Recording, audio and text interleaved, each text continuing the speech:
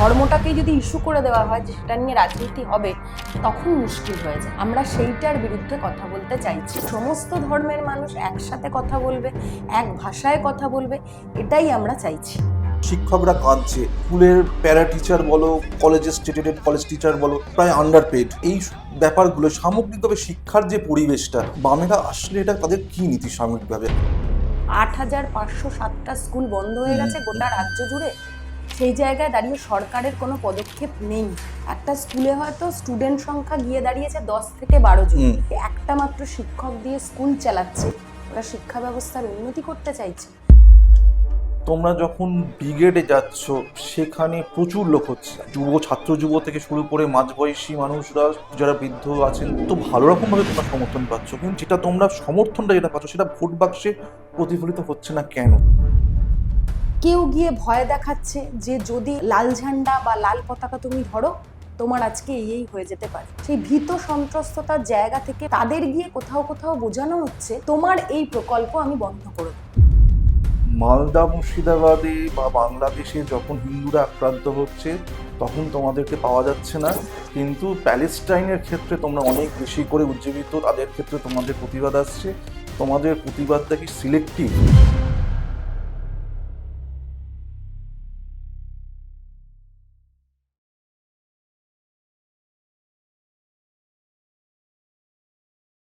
আজকে আমাদের অতিথি, পডকাস্টের এই পর্বের অতিথি হচ্ছে শ্রীরামপুর বিধানসভার বাম প্রার্থী নবনীতা চক্রবর্তী। আজকে ওর সাথে অনেক আড্ডা হবে, অনেক কটা বিষয় নিয়ে আজকে আলোচনা হবে। আমরা তাকে স্বাগত জানাই।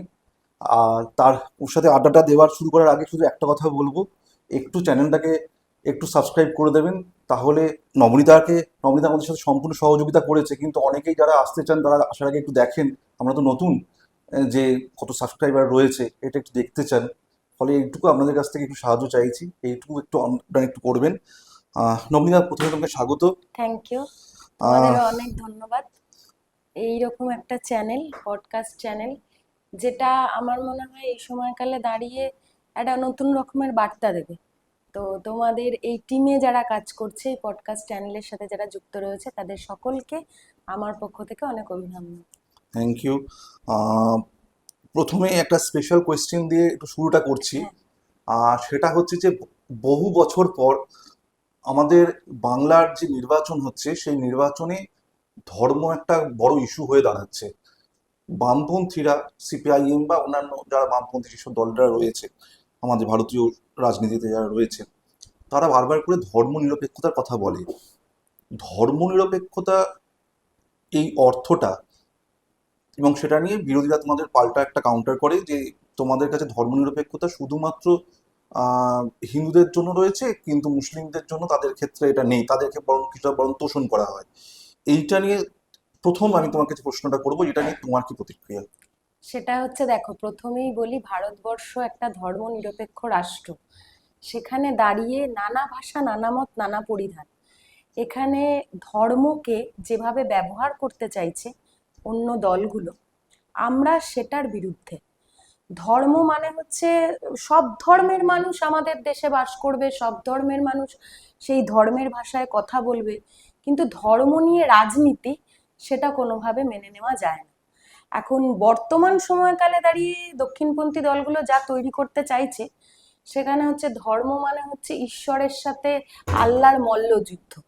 এরা প্রতিদিন প্রতিনিয়ত মানুষকে একটা অন্যরকম ব্যাপার করে বোঝানো হচ্ছে, ধর্মকে হাইজ্যাক করা হচ্ছে, এবং সেইটা হাইজ্যাক করে কোথাও গিয়ে বোঝানো হচ্ছে, মনে করো ঈদ, মহরম, দুর্গাপুজো, এগুলো তো আমরাই আমাদের দেশের মধ্যেই হয়, আমাদের এবং দেশের সংস্কৃতির মধ্যেই একদম পড়ছে। সংস্কৃতির মধ্যে পড়ছে।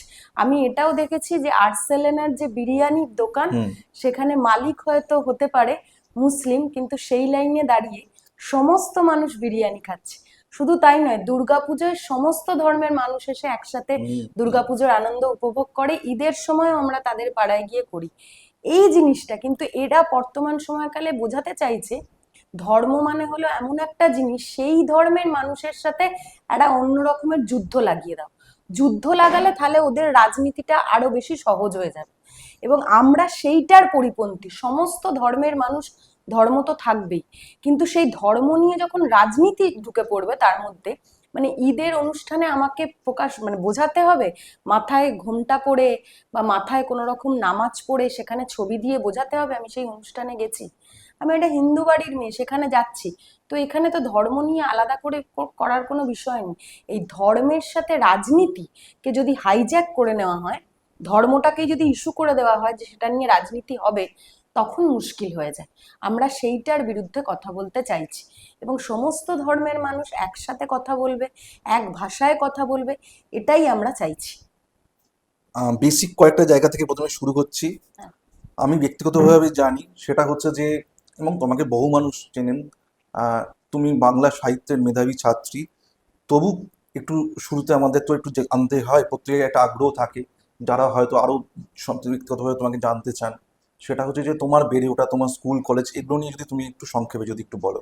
সেটা হচ্ছে, আমি হচ্ছে শ্রীরামপুরেই জন্মেছি। শ্রীরামপুরে জন্মেছি মানে এটাও একটু ভুল হয়ে যায়। আমি জন্মেছি হচ্ছে রিষড়া আগরওয়ালের নার্সিং হোমে। আচ্ছা। সেখানে জন্ম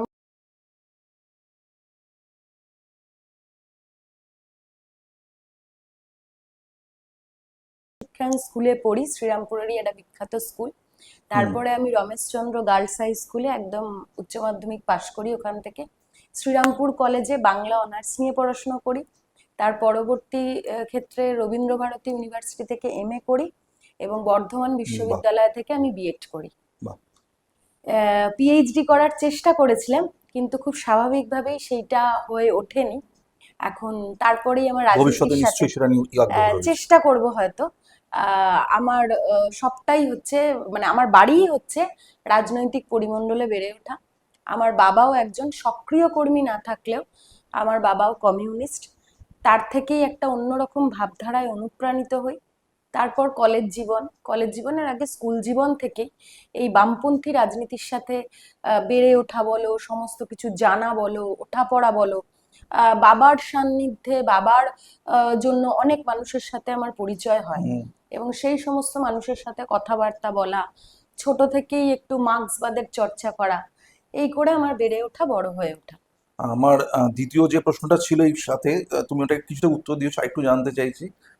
তোমার বাবা আমার মাস্টারমশাই ছিলেন, এবং এই অঞ্চলে অত্যন্ত তার একটা মানে মাস্টারমশাই হিসেবে তার একটা সুখ্যাতি ছিল। তা বাবার কাছ থেকে তো নিশ্চয়ই তুমি তোমার একটা আদর্শ, একটা অনুপ্রেরণা পেয়েছো, কিন্তু এর বাইরেও কেন, মানে আমি যতটুকু জানি তুমি ছাত্র রাজনীতি থেকেও হুম। মানে শিখেছো, মানে তখনও তুমি বামপন্থী রাজনীতি থেকেই একদম করেছো, এসএফআই করতে সক্রিয়ভাবে। তো কেন, মানে বামপন্থার প্রতি সেই আগ্রহটা কেন তৈরি হলো, এইটা একটু জানতে চাইছি। দেখো, বামপন্থা হলো এমন একটা মতাদর্শ যেখানে শোষণহীন, শোষণমুক্ত সমাজের জন্য হুম। লড়াইয়ের কথা এবং প্রতিদিনের সংগ্রামের কথা বলে থাকে। সেই শোষণহীন, শোষণমুক্ত সমাজ, এই সমাজের লক্ষ্যে এবং দিন বদল, সমাজ বদলের যে স্বপ্ন, হুম। সেই স্বপ্ন চোখে নিয়ে, এবং আমি যে ভাবধারায় অনুপ্রাণিত হয়েছি, সমাজে সকলের, মানে কেউ আলাদা রকম ভাবে, কোনো রকম ভাবে তার ডিভাইডেশন হবে না। প্রত্যেকটা মানুষ, প্রত্যেকটা মানে সকল মানুষ সমান অধিকার পাবে, এই ভাবধারাতেই, এবং বাবার কাছ থেকেই আমি এটা শিখেছি। মনে করো, যার বাবা মার প্রচুর টাকা পয়সা রয়েছে, হুম। সে হয়তো বড় স্কুলে, বড় কলেজে, ইউনিভার্সিটিতে পড়লো, কিন্তু আমার পাড়ার দোকানেরই একটা হোটেল বা কোনো একটা জায়গায়, সেখানে বাচ্চা বাচ্চা ছেলেপুলেরা শিক্ষা থেকে বঞ্চিত হয়ে পেট চালাতে হবে বলে সেখানে হচ্ছে তারা গিয়ে হয়তো বাসন মাজ, যেটা 14 বছর, হুম। 13 বছর বয়সী বাচ্চা তুমি যে ছেলে মেয়ে। কথাটা বলছো ওটা দিয়ে আমি আসবোই, চাইল্ড লেবারের একটা হ্যাঁ, কথা তুমি বলে দিচ্ছ। সেই হ্যাঁ। জায়গায় দাঁড়িয়ে সমাজে সকলের ভাবধারা সমান হবে, সমাজে সকল মানুষ সমান পথে সুযোগটা যাতে সুযোগটা অন্ততটা পাবে, পায়। এই জায়গা থেকেই, এবং মতাদর্শের জায়গা থেকে তো আছে। আমাদের কিছু আলাদা মতাদর্শ আছে, এবং সবটাই যে ছোটবেলা থেকেই শিখে খুব জেনে হয়েছি সেটা নয়, কিন্তু বাবার সাথে ছোটবেলায় ব্রিগেড যাওয়া একসাথে, তারপরে প্রতিদিনের বামপন্থী ঘরানায় যে কথাগুলো বারবার করে বলা, সেই কথাগুলোর মধ্যে দিয়ে প্রতিদিনের যে প্র্যাকটিস, সেটা আমার ছোটবেলা থেকে সেই কালচার ছিল, সেই কালচারেই মানুষ হয়েছে। আম, এবার একটু আমরা কি বলবো, রাজনৈতিক প্রশ্নের দিকে হ্যাঁ, এগোচ্ছি। হ্যাঁ। সেটা হচ্ছে যে তোমাদের বামেদের আমলে আমরা জানি রাজ্যের শিক্ষাক্ষেত্রের হাল কিন্তু যথেষ্ট মজবুত ছিল, এবং সর্বভারতীয় ক্ষেত্রেও কিন্তু বাংলা মানে আমাদের স্টেট থেকে অনেক ছেলে মেয়ে সর্বভারতীয় পরীক্ষাগুলোতে তারা সুযোগ সুবিধা অনেক বেশি হুম। তারা সুযোগ পেত। বর্তমানে তোমরা যদি ক্ষমতায় আসো এই 26-এ নির্বাচনের পর, তোমাদের শিক্ষানীতি কি হবে? সেটা হচ্ছে, দেখো বর্তমানে কেন্দ্রের যে সরকার, তোমরা কোভিড পরিস্থিতিতে দেখেছো আমি তোমাকে একটা একটা মিনিট শুধু থামাচ্ছি, সেটা হচ্ছে বর্তমানে 8,000, তোমার হয়তো বলতে স্কুল সুবিধা হবে, বন্ধ, 8,200 স্কুল একদম বন্ধ হয়ে গেছে। গত বছর, আমি এই বছরের হিসেবটা আমার কাছে নেই, গত বছর মাধ্যমিকে 4 লক্ষের মতন ছেলে মেয়ে কম অ্যাপিয়ার করছে, বসছে। এখন তাহলে এই ছেলে মেয়েগুলো যাচ্ছেটা কোথায়? তার মানে সমস্যাটা হচ্ছে যে নিশ্চয়ই এরা মানে আমাদের রাজ্যের জনসংখ্যা রাতারাতি কমে যাচ্ছে না, একদম। তার মানে কোথাও গিয়ে সেই চাইল্ড লেবারটা বাড়ছে, যেটা তুমি একটু প্রসঙ্গে বলছিলে। মানে মহিলাদের ক্ষেত্রে যেটা, মেয়েদের ক্ষেত্রে যেটা হয় সেটা হচ্ছে যে অসময়ে তাদের ওই বিয়ের হয়ে যাচ্ছে, আর ছেলেদের ক্ষেত্রে ইটভাটা অথবা কোনো চায়ের দোকান, মানে যে শিক্ষা, সেই সার্বজনীন শিক্ষার জায়গা থেকে কোথাও মনে হচ্ছে যেন আমরা সরে যাচ্ছি। এই যে এই নীতিগুলো, শিক্ষকরা কাঁদছে, স্কুলের প্যারা টিচার বলো, কলেজের স্টেটেড কলেজ টিচার বলো, এদের প্রায় আন্ডার পেড। ফলে এই ব্যাপারগুলো সামগ্রিকভাবে শিক্ষার যে পরিবেশটা, বামেরা আসলে এটা তাদের কি নীতি সামগ্রিকভাবে? স্বাভাবিক, সেটা হচ্ছে যে এই পরিস্থিতিতে আমি নিজেও ছাত্র আন্দোলন থেকে হুম ওঠা হুম একটা ছাত্রী। খুব স্বাভাবিকভাবেই বামফ্রন্টের সময় শিক্ষা নিয়ে একটা নতুন সুযোগ প্রশস্ত করেছিল সেই সময় সরকার। সর্বজনীন শিক্ষার কথা সেটা সবাই জানে। এবং একটু জোরে, প্রতিদিন একটু জোরে। এবং প্রতিনিয়ত যেটা হয়ে চলেছে, শিক্ষার ওপর কোনো রকম ভাবে বাণিজ্যিকীকরণ, গেরুয়াকরণের প্রভাব কিন্তু পড়েনি। আমরা এই নির্বাচনে বলতে চাইছি, আমাদের ইস্তেহারও প্রকাশ হয়েছে, রাজ্য বাজেটের 20% শিক্ষা খাতে ব্যয় করা হবে। 20% মানে সেটা কম নয়। যথেষ্ট। শিক্ষা এই সময়কালে দাঁড়িয়ে যেভাবে পণ্যে পরিণত হচ্ছে, প্রতিদিন আমরা দেখতে পাচ্ছি বাবা মার প্রচুর টাকা পয়সা রয়েছে, মেধা রয়েছে, কিন্তু সে পড়তে পারছে না, কিন্তু যার প্রচুর পয়সা রয়েছে প্রাইভেটাইজেশন। শিক্ষাটা একদম একদম সেই জায়গায় দাঁড়িয়ে আমরা বলতে চাইছি 20% রাজ্য বাজেটের খরচ করা হবে, এবং স্নাতকোত্তর স্তর পর্যন্ত কোনো রকম ভাবে তার কোনো যে প্রাইভেট টিউটারের ফিজ, সেটা কোনোভাবে থাকবে না। আমরা মনে করি শিক্ষা, স্বাস্থ্য এবং মানুষের বেঁচে থাকার জন্য অন্ন, বস্ত্র, সংস্থান, এটা হচ্ছে খুব জরুরি। সেই জায়গায় দাঁড়িয়ে আমি যদি শিক্ষাটাকেই পণ্যে পরিণত করি, এখন বর্তমান সময় তো দেখছো, তুমি যেটা বললে 8,507টা স্কুল বন্ধ হয়ে গেছে গোটা রাজ্য জুড়ে। সেই জায়গায় দাঁড়িয়ে সরকারের কোনো পদক্ষেপ নেই। এখন সরকারি পদক্ষেপ অনুযায়ী এই বছরে যদি দেখো, সেগুলো হলফনামাতেও তুমি দেখতে পাবে, এবং প্রতিটা জায়গায়, প্রতিটা গুগল সার্চ করলেও দেখতে পাবে স্কুলগুলো, কিন্তু ভেতরের যে হুম পরিকাঠামোগত হুম উন্নয়ন, সেইটা কিন্তু কোনো রকম ভাবে হয়নি। এবার পরিকাঠামোগত উন্নয়ন যদি না হয়, তাহলে তো একটা বাচ্চা ছেলে মেয়ে তার স্কুল বাড়ির ছাদ দিয়ে জল পড়বে। আমরা তো দেখেছি এরকম অনেক প্রাইমারি টিচার, তাদের মুখে শুনেছি বহু গ্রামাঞ্চলে, প্রান্তিক অঞ্চলে প্রাইমারি স্কুলগুলো উঠে যাচ্ছে। একটা স্কুলে হয়তো স্টুডেন্ট সংখ্যা গিয়ে দাঁড়িয়েছে 10 থেকে 12 জন, হুম হুম খুব জোর 20-25 জন। যে স্কুলে বামফ্রন্টের সরকারের শিক্ষক একটা। আমলে, হ্যাঁ শিক্ষক একটা, যে স্কুলে বামফ্রন্টের সময় আমরা দেখেছিলাম যে নানান রকমের নানান কিছু দিয়ে এবং অন্য কিছু শিক্ষার পরিকাঠামো গত হুম উন্নয়ন, সেইটা কিন্তু তৈরি হয়েছিল। এবং প্রতিটা ছাত্রছাত্রী, এই যে গ্রামাঞ্চলে তুমি যে ড্রপ আউটের কথা বললে, এই ড্রপ আউট সত্যি তো, এই কোভিড পরিস্থিতিতেই বাল্যবিবাহ এমন একটা জায়গায় পৌঁছে গিয়েছিল, প্রতিনিয়ত ড্রপ আউট হয়েছিল। সেইটা নিয়ে আমরা এসএফআই একটা বৃহত্তর আন্দোলন করেছিলাম, ড্রপ আউটদের স্কুলে ফেরাও, মেয়েদের স্কুলে ফেরাও। সেইটা করে আমরা খানিক অংশ ফেরাতে পেরেছি, বর্ধমান, মুর্শিদাবাদ, হাওড়া, হুগলিতেও কিছু কিছু অংশ রয়েছে, তাদের আমরা ফেরাতে পেরেছি। সবটা পেরেছি আমরা বলছি না, কিন্তু তুমি একটা কথা বলো, একটা সরকার, সেই সরকার শিক্ষা নিয়ে কিছু ভাববে না? যে রাজ্যে শিক্ষা, স্বাস্থ্য নেই, সে রাজ্যে তো কিছুই নেই। তাই অবশ্যই। তাই আমরা বলতে চেয়েছি যে শিক্ষা খাতে খরচ করা হবে, শুধু তাই নয়, মিড ডে মিল যে সমস্ত ড্রপ আউটে হারিয়ে যাচ্ছে, সেই মিড ডে মিলের ব্যয় বরাদ্দও বাড়ানো হবে। শুধু 4 টাকা 78 পয়সা করে নয়, তার থেকেও বেশি বেশি, বাড়ানো। 4 টাকা সেই 78 পয়সা কিছুই হয় না আজকে। হয় না। কিচ্ছু এবং হয় না। সেই ছাত্রছাত্রীটা, যে ছাত্রছাত্রীটা স্কুলের মধ্যে গিয়ে তার বাবা মার কাছে খিদের জ্বালা এবং পেটটা তার কাছে অনেক বেশি, ছেলে মেয়েটার মুখে ভাত তুলে দিতে পারে না বলে সেই মিড ডে মিলে তার যাতে কোনো রকম ভাবে অসুবিধা না হয়, 4 টাকা তার মধ্যে ড্রপ আউট থেকে যাতে ফিরিয়ে আনা যায়। এখন মুশকিলটা হয়ে যাচ্ছে, বর্তমানে রাজ্য সরকার 2011 সালের পর যখন এসেছিলেন বিভিন্ন রকম ভাবে স্কুলগুলোর জন্য অনেক কিছু কথা বলেছিলেন এবং স্কুলের আলাদা রকমের উন্নয়নের জন্য সেটা আমরা পরবর্তীকালে দেখতে পেলাম, যেটা বাচ্চা ছেলে মেয়ে খালি পায়ে হেঁটে যেত বলে সেইখানে দাঁড়িয়ে সেই ছেলে মেয়েটার পায়ে জুতো দিল, সেই ছেলে মেয়েটার বিশ্ব বাংলা আঁকা সে নীল ব্যাগ দিল, সেই ছেলে মেয়েটার জন্য স্কুলের ড্রেসও কোথাও কোথাও গিয়ে দিল। কিন্তু একটা স্কুলে শিক্ষকের যে পদ, শিক্ষকের যে চেয়ার, সেই চেয়ারকে খালি করে একটা মাত্র শিক্ষক দিয়ে স্কুল চালাচ্ছে, ওরা শিক্ষা ব্যবস্থার উন্নতি করতে চাইছে? আমরা তাই বলতে চাইছি সঠিক শিক্ষাগত ব্যবস্থার মানোন্নয়ন এই দিকে নজর রাখা হবে। এবং এর আগে তোমরা দেখেছো সর্বজনীন শিক্ষা থেকে শুরু করে অবৈতনিক শিক্ষা বামেদের সময় একটা অন্য রকমের পদক্ষেপ ছিল এবং সমস্ত এই যে মাধ্যমিক স্তরের ছেলে মেয়েদের দেখো না একটা প্রাইভেট টিউটারের ওপর ঝোঁকা, সেখানে দাঁড়িয়ে একটা বেশিরভাগ অংশের মেধাবী ছাত্র এবং যারা পিছিয়ে পড়া ছাত্র তাদের জন্য স্কুল যখন শেষ হয়ে যেত, আমরা এরকমও দেখেছি শনি রবিবার 1 ঘন্টা করে বা সপ্তাহের প্রতিদিন 1 ঘন্টা করে সেই সমস্ত টিচারদের দিয়ে তাদের স্পেশাল ক্লাস করানো হতো।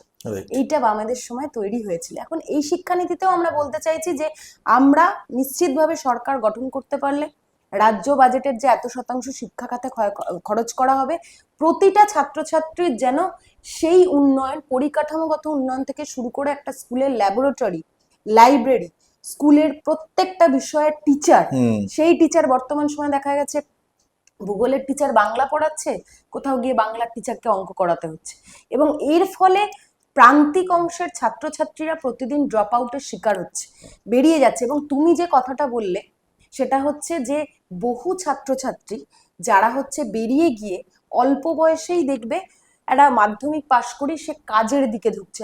আমাদের সময় ছিল না, এবং তুমিও জানো, তুমিও যে সময় মাধ্যমিক পাশ করেছো আমাকে উচ্চ মাধ্যমিক পাশ করতে হবে, স্নাতক, স্নাতকোত্তর বা অন্য লাইনে কেউ চলে যেতে পারে। কিন্তু সেই জায়গায় দাঁড়িয়ে হচ্ছে সেই ছেলে মেয়েটা আগেই কাজের দিকে ঝুঁকছে, কারণ তার ভবিষ্যৎটা সুনিশ্চিত নয়। ভবিষ্যৎ সুনিশ্চিত নয় এই কারণে সেমিস্টার পদ্ধতিগুলো শুরু করে এবং রাজ্যের কেন্দ্রীয় সরকারের যে শিক্ষানীতি তার সাথে একই রকম অনুকরণ করে এসিপি আমাদের রাজ্যে প্রয়োগ করা হলো এবং সেই এসিপি প্রয়োগ করার ফলে প্রতিদিন প্রতিনিয়ত ছাত্রছাত্রীরা জেনারেল কোর্স, সেই কোর্স থেকে যেন কোথাও নিজেকে একটা ভয় ভীতি করে লুকিয়ে রাখার চেষ্টা করছে। কোনো সময় মনে হচ্ছে তার থেকে পড়াশুনোর থেকে আগে বেশি কর্মসংস্থানের দিকে ঝোঁকা উচিত। পরবর্তীকালে সে কাজ পাবে কিনা এ রাজ্যে সেই সিওরিটি নেই।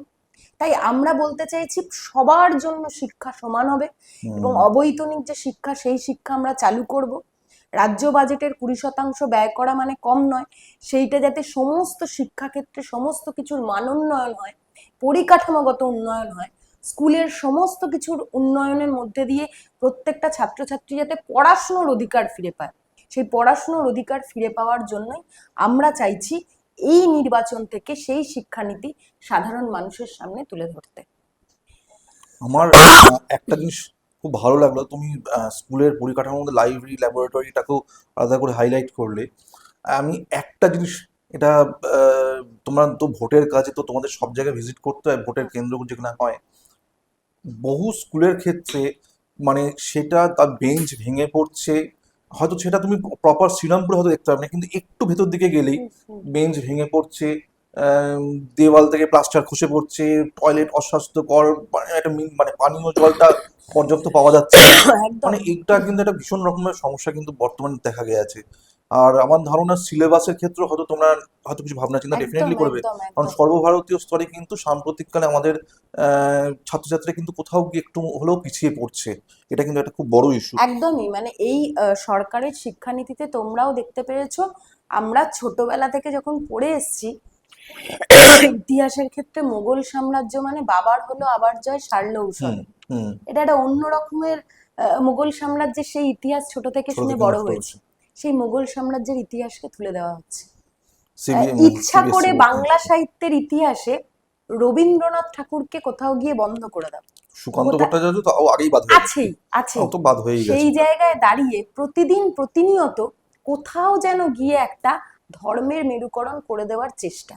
তুমি দেখেছো সিঙ্গুর আন্দোলনের ইতিহাস ক্লাস অষ্টম শ্রেণীর বইতে সেখানে হচ্ছে পার্থ চ্যাটার্জির নাম হাইলাইট করা রয়েছে। এখন স্বাভাবিকভাবে ছাত্রছাত্রীরা শিখবে কি, আগামী দিনে যে পরিস্থিতি তৈরি করতে চাইছে সেই আন্দোলন কিভাবে কি স্তর থেকে হয়েছে সেটা না জানিয়ে প্রতিদিন মানুষের মধ্যে, ছাত্রছাত্রীদের মধ্যে একটা অন্য কিছু করে দেওয়ার চক্রান্ত।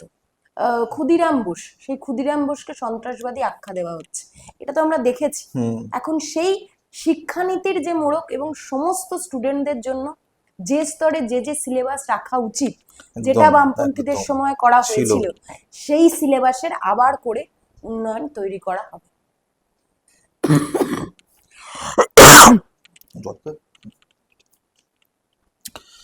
আরেকটা জিনিস যেটা না বললেই নয় নবনীতা, সেটা হচ্ছে এটা একটা খুব স্বপ্নের চাকরি ছিল, কিন্তু সেটা তো মানে আর কি বলবো, লাস্ট কিছু বছরে কতবার হয়েছে বা যেটা হয়েছে সেটারও যে কি ঘটনা ঘটেছে সেটা তো আমরা জানি। এটা কি বামেরা আসলে সেটা কি কোনো রকম ভাবে স্বাভাবিক অবস্থায় ফিরবে? অবশ্যই, মানে আমি তো এটা শিক্ষার কথা বললাম, হুম। এবং আমরা যারা ছাত্র যুব আন্দোলন থেকে বামপন্থী ছাত্র যুব উঠে আন্দোলন করে এসছো, হ্যাঁ। উঠে এসেছি, আমাদের প্রাথমিক দাবি হলো সকলের জন্য শিক্ষা চাই, শিক্ষা শেষে কাজ চাই। দেখো মানে শিক্ষা যেটা, সেই শিক্ষার শেষে যে যে ডিগ্রি পাশ করেছে সেই যোগ্যতায় তার একটা সরকারি চাকরি পাওয়া উচিত। এবং আমরা আমাদের ইস্তেহারেও বলেছি যে এই কবছরে যে চাকরির গ্যাপগুলো রয়েছে সমস্ত শূন্য পদে নিয়োগ করা হবে। আমাদের সময়, বামপন্থীদের সময়, মানে আমরা ছোট থেকে যখন বড় হয়েছি, আমার বাবাও স্কুল টিচার ছিলেন, হুম। সেই সময়কালে দাঁড়িয়ে আমরা দেখেছি যে এসএসসি একটা কর্মরত বেকার যুবক যুবতীদের কাছে দিশা ছিল। মানে আমি 1 বছর এসএসসিতে হয়তো পাশ করতে পারলো না কেউ, আমার দাদারা দিদিরা মাস্টারমশাই এরকম অনেক দিদিমণিকে দেখেছি 1 বছর পাশ করতে পারলো না, কিন্তু পরের বছর তার আবার দেওয়ার সুযোগ রয়েছে, তারপরের বছর সুযোগ রয়েছে। কিন্তু এখন চাকরির মধ্যে যে সেই বিস্তর গ্যাপটা, হুম। এসএসসি নিয়ে তো নানান রকম কারচুপি দুর্নীতি হয়েছে, সেগুলো ছেড়ে দাও, অবশ্যই করে আমরা এইগুলো সমস্ত কিছুর বিরুদ্ধে দাঁড়িয়ে, এই সমস্ত দুর্নীতির বিরুদ্ধে দাঁড়িয়ে আমরা বলতে চাইছি প্রত্যেকটা বছর প্রত্যেক ঘরে ঘরে সরকারি চাকরি এবং এসএসসি আবার করে চালু করা। কারণ এই সময় এই যে সাধারণ কোর্স থেকে ছাত্রছাত্রীরা এত ছুট হয়ে যাচ্ছে কেন, তুমি কিছু বছর আগেও দেখেছো যে বিএড স্বাভাবিক। পাশ করছে এরকম অনেক ছাত্রছাত্রী কলেজে ভর্তির সুযোগ পেত না, বেসরকারি কলেজে পড়তো। কিন্তু বর্তমান সময়ে দাঁড়িয়ে বিএড কলেজগুলোতেও ফি স্ট্রাকচার কমিয়ে দিচ্ছে, হুম। কিন্তু তার ফলেও সেই কলেজগুলোতে কিন্তু কেউ ভর্তি ভর্তি হচ্ছে হচ্ছে না। না, প্রচুর সিট ফাঁকা থাকছে। একদম, কারণ বেশিরভাগ ছাত্রছাত্রীদের কাছেই মনে হচ্ছে যে এই লাইনটা হচ্ছে এমন একটা লাইন যে লাইনটা পুরোপুরিভাবে গ্যাপ হয়ে গেছে। সত্যি তো, আমরা তো দেখেছি মানে শিক্ষকরা যখন আন্দোলন করছে রাস্তায় বসে রয়েছে, তারা হচ্ছে প্যানেলে নাম রয়েছে, প্যানেল নাম থাকা সত্ত্বেও কোনো তাদের দিশা নেই। আমরা সেই আন্দোলনে নিজেরা গিয়ে অনেকবার উপস্থিত হয়েছি, তারা খুব তাদের মনের মর্মান্তিক যে ক্ষোভের কথা। শিক্ষকরা মার খাচ্ছে রাস্তায়। একদম একদম, এই সময়কালে দাঁড়িয়ে আমরা এটাও দেখেছি শিক্ষকরা দুর্গাপুজোর সময় যখন রাস্তায় মানে বসে রয়েছে সেই অবস্থায়, তখন এক জায়গায় দাঁড়িয়ে হচ্ছে দুর্গাপুজোর কার্নিভাল হচ্ছে।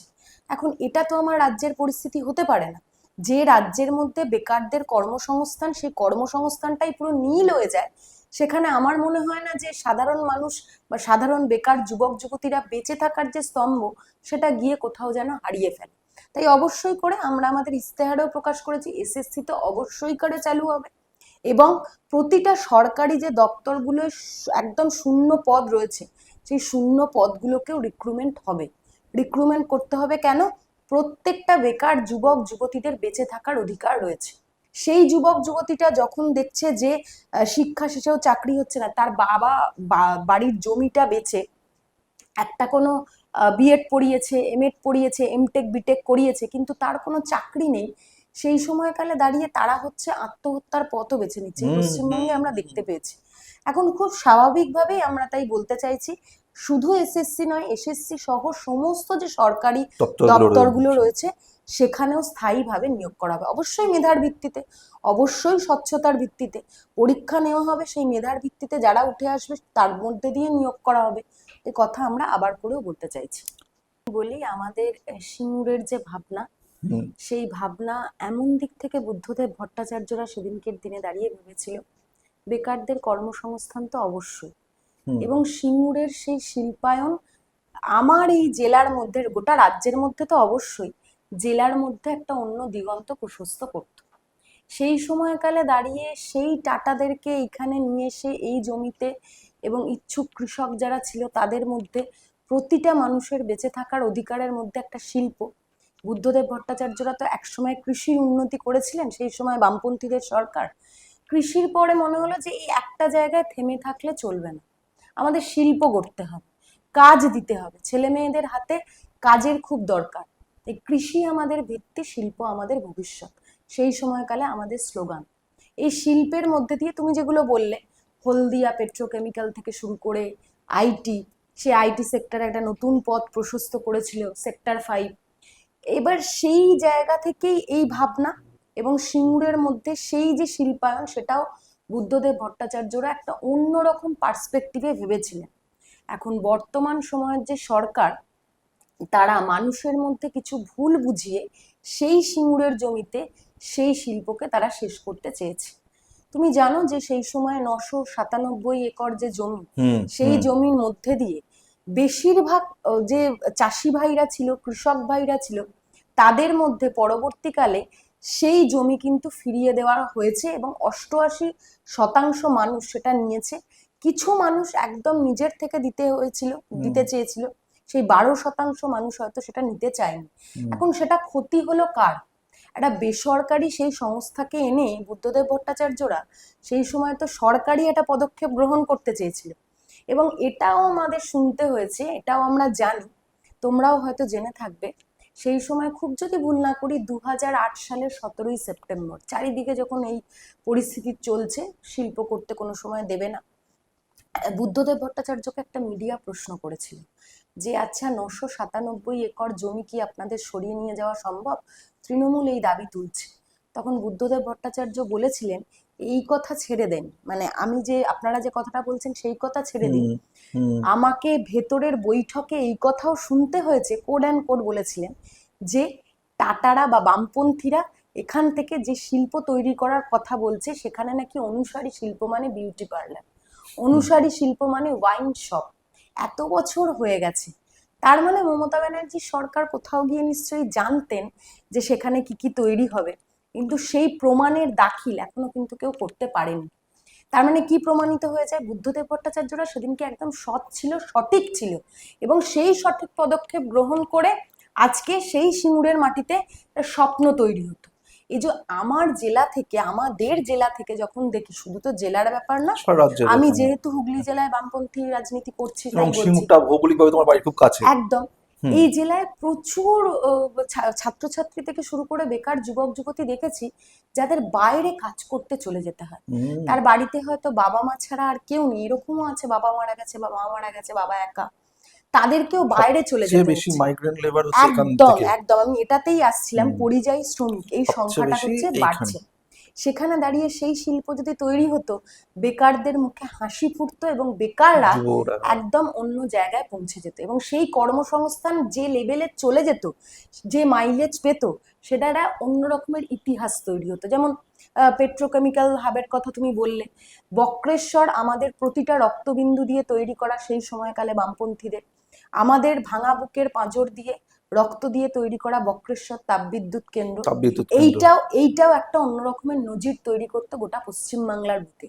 তো ডিনামাইট দিয়ে যারা কারখানার জমি ধ্বংস করলো, এবং সেদিনকের সেই মিথ্যে অনশন, অন্যরকম একটা ব্লুপ্রিন্ট তৈরি করে মানুষকে ভুল বোঝানোর চেষ্টা করলো, আদপে একটা জেনারেশনকে পুরোপুরিভাবে ব্লক করে দেওয়া গেল। সেইটা হয়তো উনি সরকারে আসার জন্য এই নাটক ইত্যাদি ইত্যাদি করলেন, কিন্তু বেকারদের যে কর্মসংস্থান সেই সময় হতে পারত, সেইটা পুরোপুরিভাবে চেঞ্জ করে দিল, এবং সেইটা পুরোপুরিভাবে বন্ধ করে দিল, সম্ভাবনা চলে গেল। পশ্চিমবঙ্গকে একটা সম্ভাবনাময় দিশা দেখিয়েছিল। কর্মসংস্থানের অন্যতম রূপকার আমাদের বামপন্থীদের সময় অনেকেই আছেন, বুদ্ধদেব ভট্টাচার্য রা, মানে শুধু তো একা বুদ্ধদেব ভট্টাচার্য নয়, দিগন্ত প্রসার করতো, কিন্তু সেইটা সবটাই ইচ্ছা করে শেষ করে দেওয়া হলো বলে আমার মনে হয়। এখন স্বাভাবিকভাবে আমাদের শিল্পায়নের দাবি রয়েছে, সেই শিল্পের জন্য যা যা জমি রয়েছে এবং তাতে যা যা আমাদের পরিমণ্ডলে আমাদের পশ্চিমবাংলার যে ইনফ্রাস্ট্রাকচার সেগুলোর মধ্যে যা যা জিনিস পরিকাঠামো এই সমস্ত রয়েছে, শিল্পায়নের মডেল তৈরি হবে তোমাকে বলতে পারি। বর্তমান সময়ে তো আমরা দেখেছি মানে অপরাধীদের তুমি বলছো মডেল তৈরি শিল্পের করেছে। পুনর্জাগরণ সম্ভব একদম পশ্চিমবঙ্গে? একদম সম্ভব, কিন্তু যে জায়গাটাকে ব্লক করে দিয়েছে সেই জায়গাটা, সেই ব্লকটাকে কাটিয়ে উঠে যে যে জমিতে, খাস জমিতে অনুসারী শিল্প থেকে শুরু করে ছোট ছোট অনেক শিল্প তৈরি হুম করে হুম। একটা অন্য রকমের পদক্ষেপ গ্রহণ করা, অন্য রকমের রাস্তা তৈরি করা অবশ্যই সম্ভব। সিঙ্গুর থেকে নন্দীগ্রামে সেদিনকে আমাদের বামপন্থীদের করে যাওয়া যে আন্দোলন, সেটা তোমরা জানো কি জন্য করা?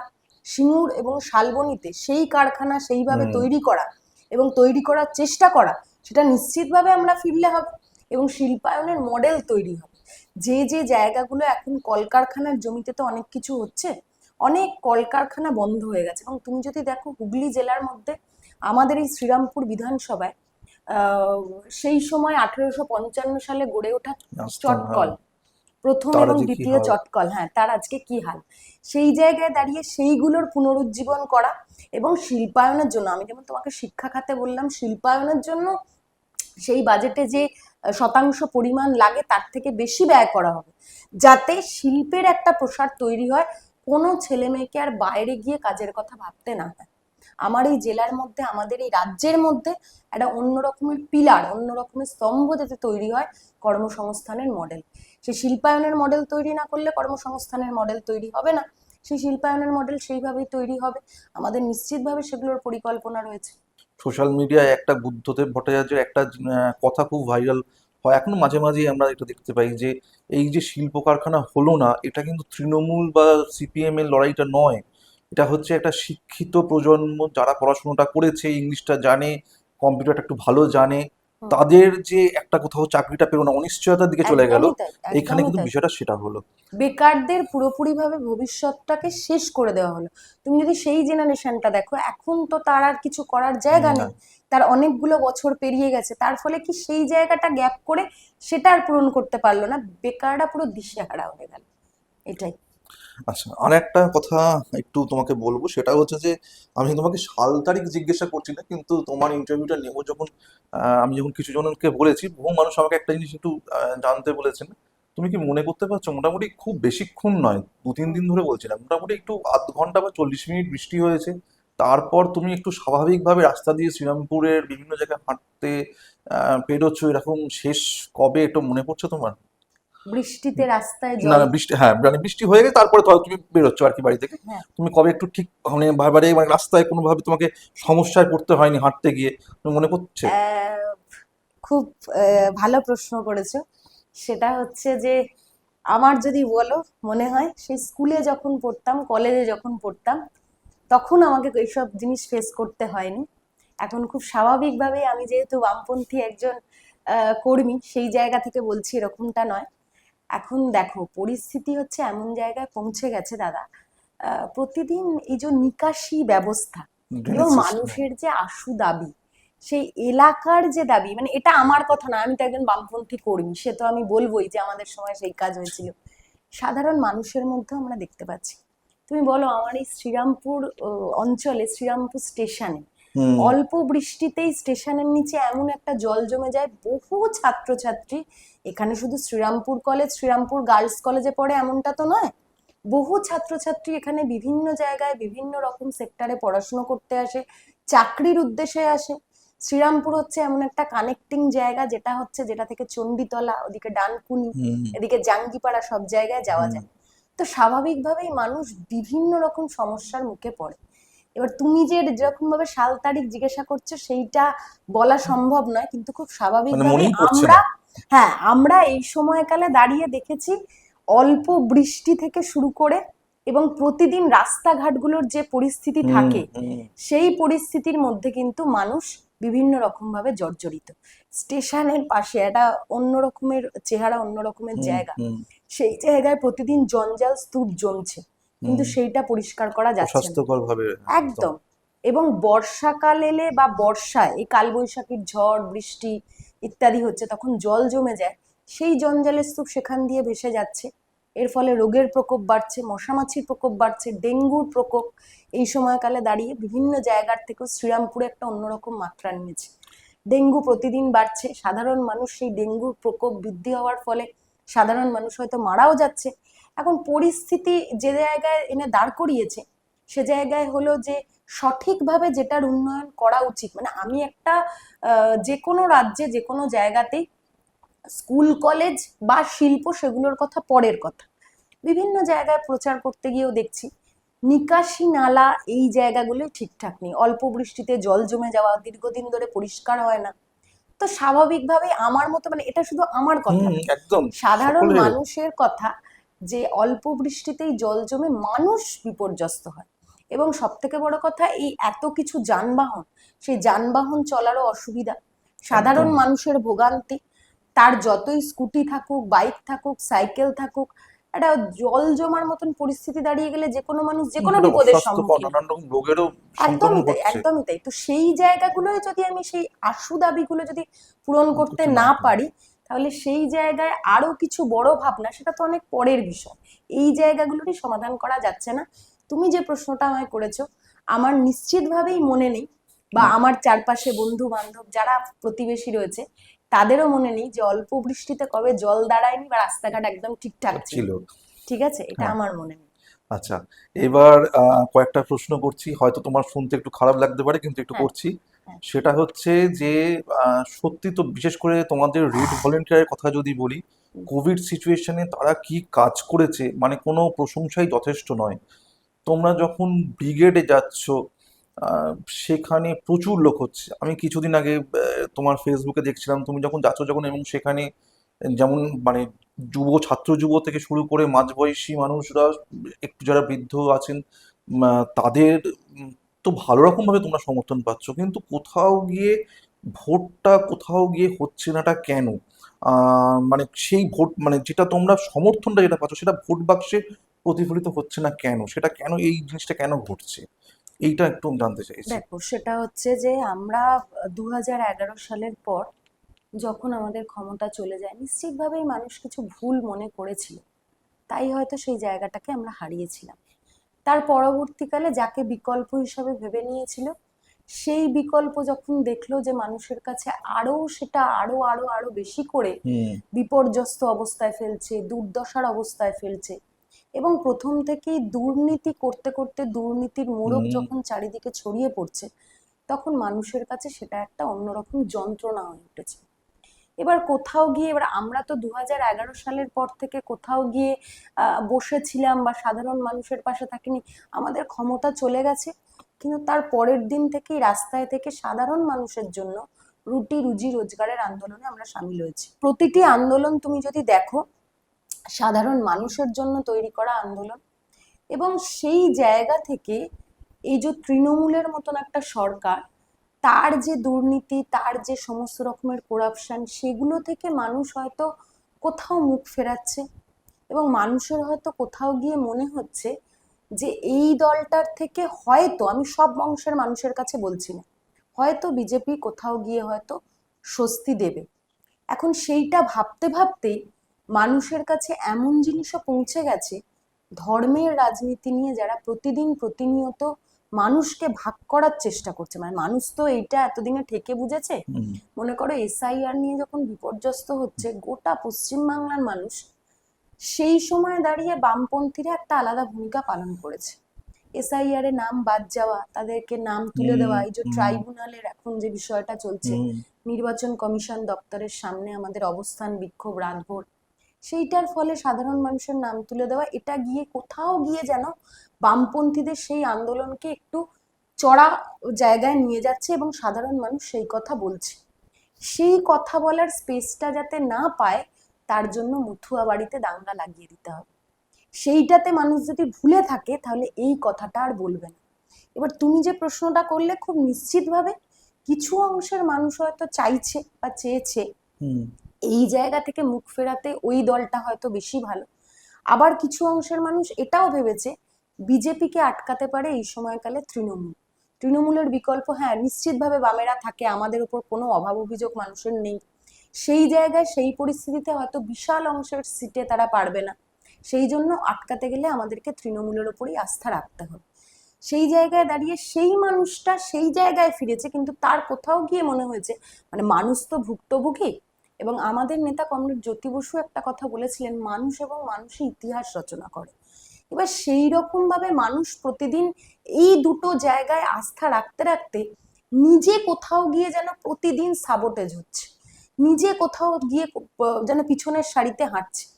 নিশ্চিতভাবে আমাদের বামপন্থীদের যে সমাবেশ মিছিল মিটিং হয় সেটা তো আমি সবটাই অস্বীকার করারও নেই, এবং কোনো মানুষই করতে পারবে না।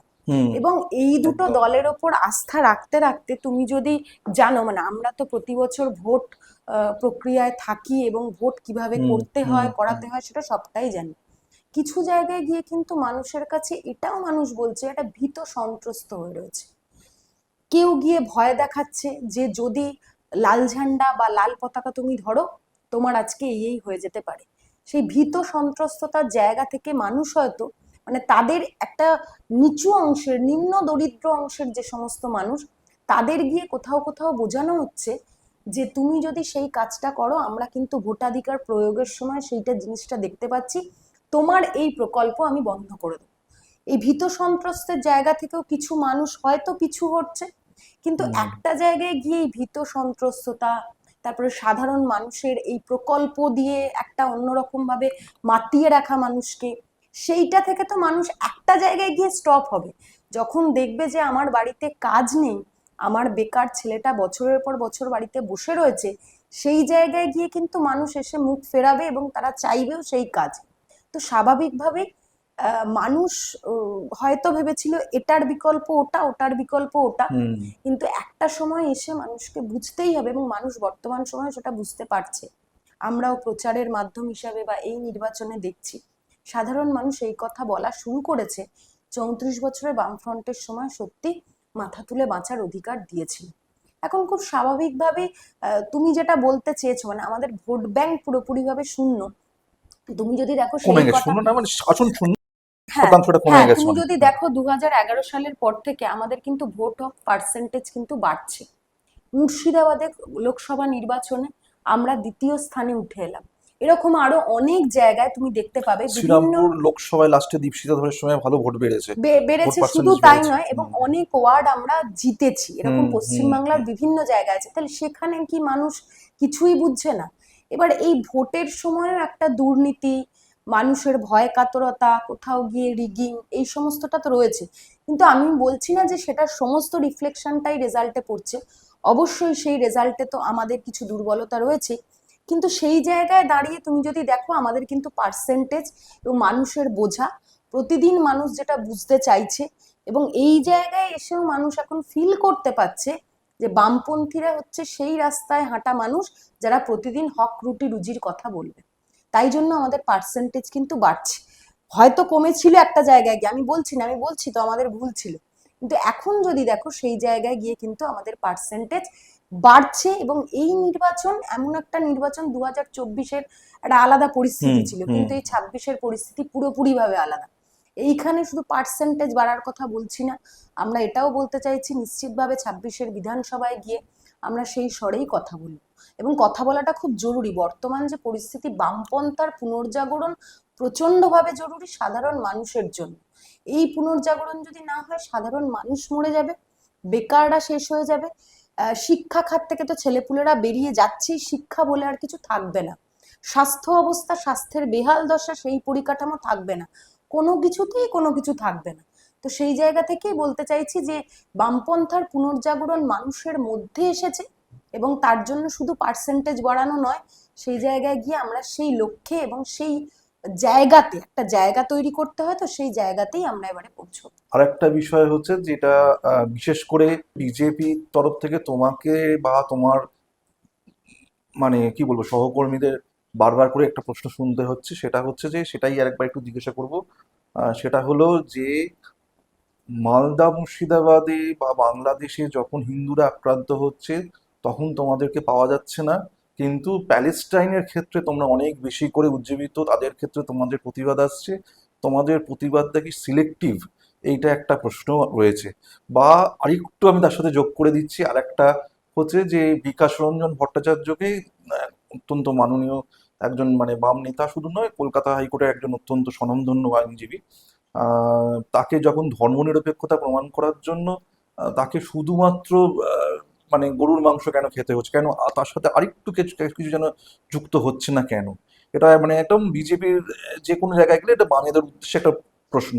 এই প্রশ্নটা আমাদের চ্যানেল তরফ থেকেও তোমায় করা হচ্ছে, তোমার কি উত্তর? সেটা হচ্ছে যে এই যে কথা, মানে এটা তো একটা অন্য রকমের বাইনারি তৈরি করার জন্য বলার জায়গা।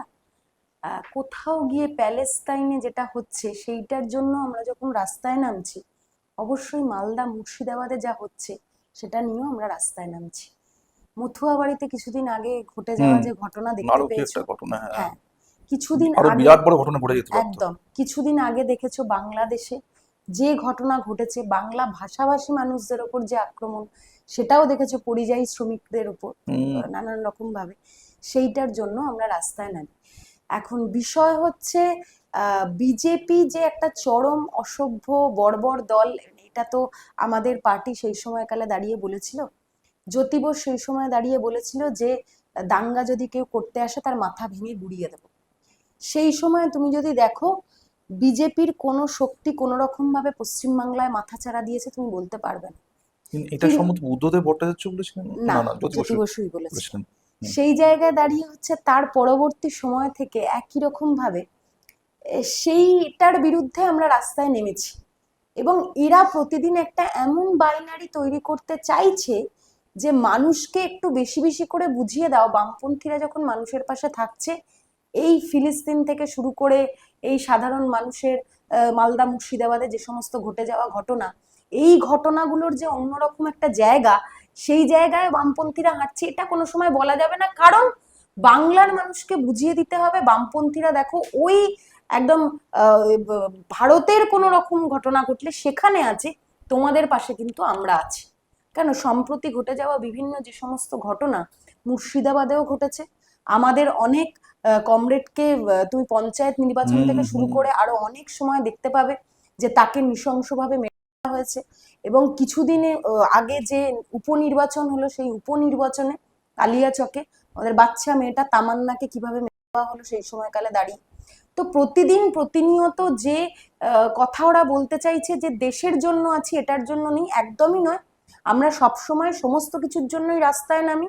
এবং এই ঘটনা যেখানে ঘটবে আমাদের ধর্মনিরপেক্ষ ভারতবর্ষের মধ্যে, সেখানে দাঁড়িয়েই হিন্দু মুসলিমের মধ্যে একটা দাঙ্গা লাগিয়ে দেওয়া, হিন্দু মুসলিমের মধ্যে একটা বিশ্বাস তৈরি করে দেওয়া, সেগুলোর বিরুদ্ধে আমরা নিশ্চিতভাবে রাস্তায় থাকবো এবং রাস্তায় থাকি।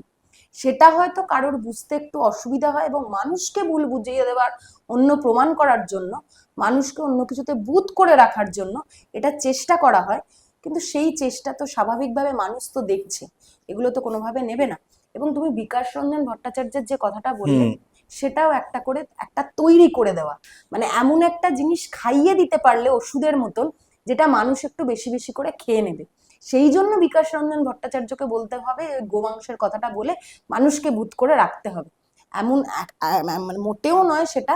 বিকাশ রঞ্জন ভট্টাচার্য হলো সেই মানুষটা প্রতিদিন প্রতিনিয়ত মানুষের সাথে থেকে এবং আমাদের এই ধর্মনিরপেক্ষ ভারতবর্ষে হিন্দু মুসলিমের মধ্যে যাতে যেখানে যেখানে দাঙ্গা লাগছে সেখানে পৌঁছে যাওয়া এবং সেখানে সেখানে সেই পরিস্থিতিকে শান্ত করা, সেইটার জন্য কিন্তু সামনের সারিতে দাঁড়িয়ে থাকা একটা মানুষ। মানুষকে যদি সেটা ভুল বুঝিয়ে অন্যরকম ভাবে ব্যাখ্যা করতে চায়, তাহলে তো সেটার মানেটাই বদলে যায়। এবং এই দল তো প্রতিদিন এসে আমাদের ভারতবর্ষ থেকে শুরু করে আমাদের রাজ্যের বুকেও তুমি দেখতে পাচ্ছ, প্রতিদিন মানুষকে একটা ভুল বোঝানোর চক্কর। এবং সাধারণ মানুষকে যদি বেশি বেশি করে বুঝিয়ে দেওয়া যায়, তুমি আমাকে একটা কথা বলো, মানুষ মাছ খাবে না মাংস খাবে, সেখানে মাছের বাজার থাকবে না হুম। মাংসের হুম। বাজার থাকবে, এটা কোনো সরকার ঠিক করে দেবে? দল ঠিক করতে পারে, এটা হ্যাঁ। কোনো দল ঠিক করে দেবে? সেই দলের যারা এই কথাগুলো বলছে, সেই দলের মধ্যে দিয়ে এটা যার অন্যরকম প্রচার করার চেষ্টা করছে, সেটা সাধারণ মানুষকে ভুলিয়ে দেওয়ার একটা চক্রান্ত ছাড়া কিচ্ছু নয়। আমরা সমস্ত কিছুর জন্যই, এই সমস্ত কিছু দাঙ্গা, সমস্ত কিছুর বিরুদ্ধেই আমরা রাস্তায় রয়েছি, রাস্তাতেই আমরা থাকবো। তৃণমূলের, বিজেপির কথাটা বললাম, তৃণমূলের একটা অভিযোগ আছে তোমাদের বিরুদ্ধে, সেটা হচ্ছে তোমরা নাকি বিজেপিকে ভোট পার্সেন্টেজ বাড়িয়ে দিয়ে তোমরা নাকি তাদেরকে উজ্জীবিত করছো যে তোমাদের ভোটটা ওদিকে ট্রান্সফার করে যে বিজেপিকে এখানে আনার জন্য। এটা কি মানে উত্তর তুমি দেবে? একদমই নয়। সেটা হচ্ছে যে বিজেপি একটা চরম সাম্প্রদায়িক দল। আমরা প্রথম থেকেই তোমাদের আইডিওলজির এগেনস্ট, সম্পূর্ণ এগেনস্টে। একদম, সেটা হচ্ছে যে সেই জায়গায় দাঁড়িয়ে আমি কিছুক্ষণ আগে জ্যোতি বসুর কথা বলেছি, সেই জায়গায় দাঁড়িয়ে আমাদের রাজ্যে আমরা যতদিন ছিলাম 34 বছরের বামফ্রন্টের সরকার সময় কোনোদিন বিজেপি মাথা তুলে দাঁড়াতে পারেনি। সেই সময়কালে দাঁড়িয়ে বিজেপিকে এনেছিল কারা সেটা তোমাকে ভাবতে অনুরোধ করব।